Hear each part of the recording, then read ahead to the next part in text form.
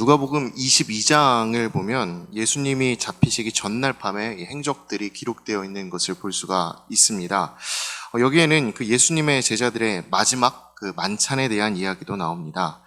예수님과 제자들의 마지막 식사에서 예수님께서는 떡을 가지시고 감사 기도를 하셨습니다. 그리고 그 떡을 떼어서 제자들에게 주시면서 이것이 나의 몸이라고 말씀하셨습니다. 그리고 이어서 예수님께서는 잔에 포도주를 따르시고 다시 한번 감사 기도를 드리십니다. 그리고 그 포도주를 제자들에게 주시면서 이것은 너희를 위해 흘리는 나의 피라고 말씀을 하십니다. 그리고 이 주님의 이름으로 이 떡과 이 포도주를 나누는 이 만찬을 앞으로 지속적으로 행하며 나를 기념하라, 즉 예수님을 기념하라라고 말씀을 하셨습니다. 예수님이 지키라고 하신 예전인 것이죠. 그렇게 성만찬은 우리가 이 예수님의 사랑과 구원의 의미를 우리 마음 가운데 다시 한번 되새기며 예수님께서 우리를 위해 죽임 당하신 것을 기억하고 그리고 부활을 기쁨으로 받아들이며 행하는 우리들에게 있어서 굉장히 중요한 예전이 됩니다.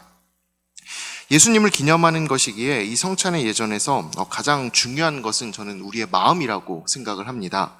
성만찬을 드릴 때 우리는 예수님께 감사하며 예수님으로 인해 구원받았다라는 그 사실을 기억하며 그리고 구원받은 이들로서 예수님을 따라 살아가도록 우리의 삶의 변화를 간구해야 합니다. 또한 믿음 안에 굳게 서기를 간절히 바라야 하는 것, 그것이 바로 이 성만찬을 행하며 우리가 가져야 하는 마음가짐입니다. 그래서 성만찬은 단순히 먹고 마시는 자리가 아니라 우리가 예수님으로 인해 하나됨을 기억하며 예수님을 향한 믿음과 천국을 향한 소망, 서로를 향한 사랑과 배려, 그리고 교회를 향한 절실한 마음으로 함께 드리는 것입니다. 그렇게 예수님과 그리고 우리의 서로의 사랑으로 묶여있는 공동체가 되는 것이 성만찬을 드리는 공동체가 가져야 할 마음가짐이라고 할 수가 있는 것이죠. 그런데 오늘 본문 이 고린도전서 11장을 보면 이 고린도 교회의 사람들이 이 성만찬을 잘못 행하고 있다라고 이 바울 사도가 지적하고 있는 것을 볼 수가 있습니다. 어떤 잘못들이 있었는지 직접 말씀을 통해 한번 살펴보도록 하겠습니다. 우리 18절부터 21절의 말씀을 함께 읽어보도록 하겠습니다. 먼저 너희가 교회에 모일 때 너희 중에 분쟁이 있다함을 듣고 어느 정도 믿거니와 너희 중에 파당이 있어야 너희 중에 옳다 인정함을 받은 자들이 나타나게 되리라. 그런즉 너희가 함께 모여서 주의 만찬을 먹을 수 없으니 이는 먹을 때에 각각 자기의 만찬을 먼저 갖다 먹으므로 어떤 사람은 시장하고 어떤 사람은 취함이라. 여기에서 알 수 있는 두 가지 사실이 있습니다. 이 사람들 사이에 파당이 라는 문제가 있었다라는 것입니다. 그리고 먼저 온 사람들이 음식을 독차지하는 문제를 일으켰다라는 것입니다. 이 상황을 조금 더 자세히 설명을 드리면 여기서 말하고 있는 이 두 가지의 파당은 각각 부유한 사람들의 모임과 그리고 가난한 사람들의 모임을 말하는 것입니다. 양측이 다른 시간대에 나와 이 만찬을 하게 되었다라고 성경은 이야기하고 있는데 여기에서 늦게 온 이들은 이 경제적 상황 때문에 늦게까지 더 일을 많이 해야 했던, 그리고 다른 사람의 밑에서 일을 하는 주로 이 노예와 같은 사람들이었을 것이라고 봅니다. 이 사람들은 가난했기 때문에 다른 이들보다 더 많은 일을 해야 했고 다른 사람의 밑에 있는 노예였기 때문에 다른 사람들이 시키는 일을 다 마무리해야지만 그 자리에 올 수가 있었습니다. 그리고 이 사람들은 삶의 여유도 부족했기 때문에 당연히 스스로 먹을 음식을 가져오는 것에도 여유롭지 못했습니다. 그래서 이 사람들은 자신의 시장한 배를 채울 만한 스스로의 여력도 가지지 못했던 것이죠. 따라서 먼저 온 사람들이 음식을 많이 먹게 되어 음식이 그 자리에, 만찬의 자리에 부족하게 된다면 부족한 음식으로 인해서 뒤에 온 이 가난한 사람들은 배를 채울 수 없는 시장한 일이 벌어지고 말았다는 것입니다. 이와 같이 두 그룹의 사람들이 다른 시간에 나와 만찬을 즐기는데 먼저 온 사람들을 바울 사도는 이렇게 이야기를 하고 있습니다. 가난한 사람들이 참여할 때까지, 뒤에 오는 사람들이 참여할 때까지 기다리지 않았다. 그리고 먼저 차려놓은 음식을 먹었다. 그런데 배가 고파서 단지 그 앞에 있는 음식을 먼저 이제 먹기 시작한 것이 아니라 늦게 오는 이들을 위한 배려를 전혀 하지 않은 채, 그 사람들이 올 것이다라는 그 사실조차 잊어버린 채 그 차려진 음식을 양껏 가져다가 즐기며 먹었다라고 이야기를 합니다.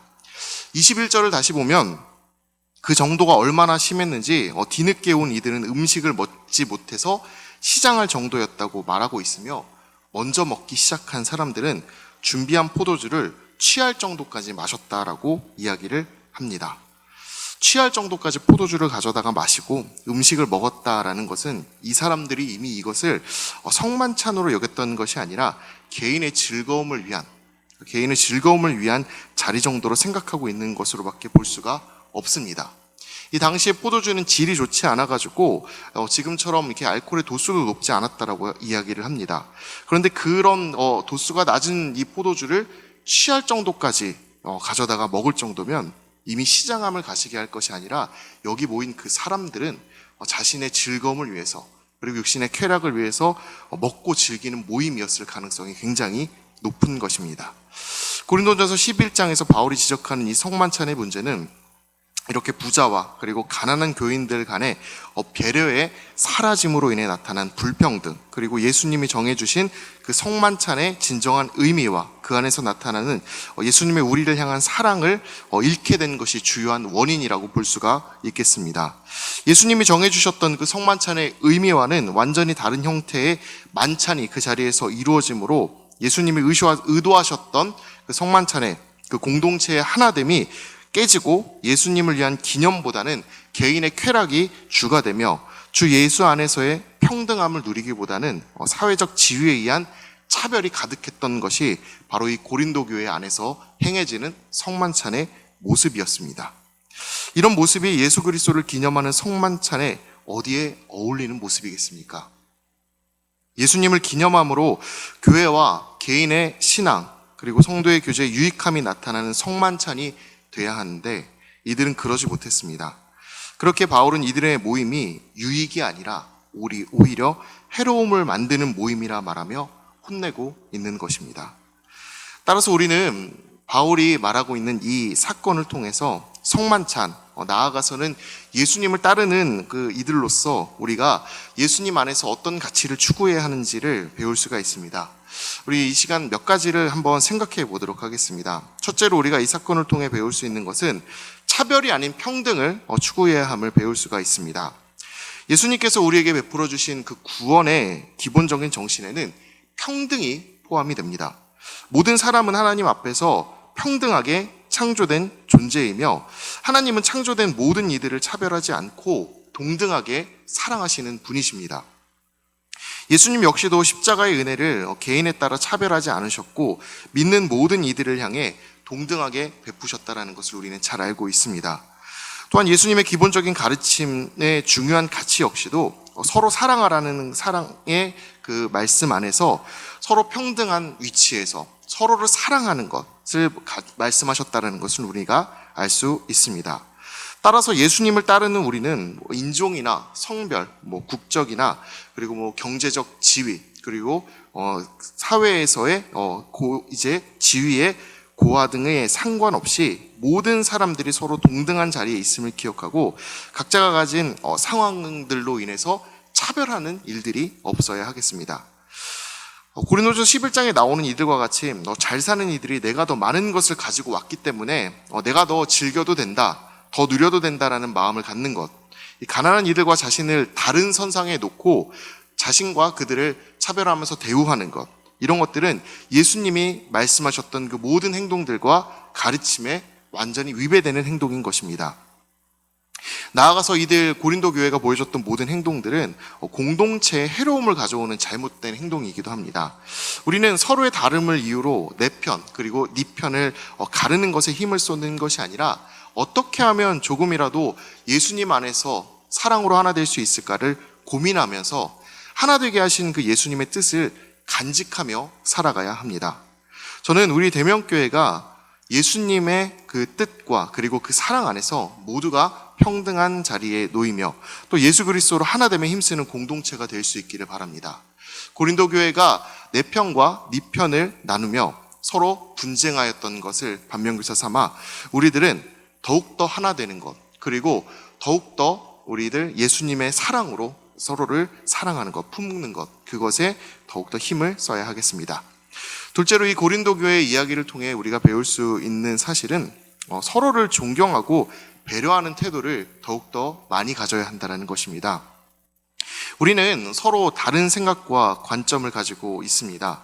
하지만 그 이 다른 생각과 다른 관점은 우리를 서로를 멀어지게 만드는 것이 아니라 우리 간에 서로에게 있어서 존중하고 배려하는 태도를 배우게 만드는 것입니다.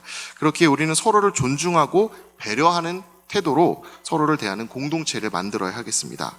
우리가 서로 존중하고 배려해야 하는 이유는 우리들이 하나님의 형상을 따라 만들어진 하나님의 귀한 피조물이기 때문이라고 저는 생각을 합니다.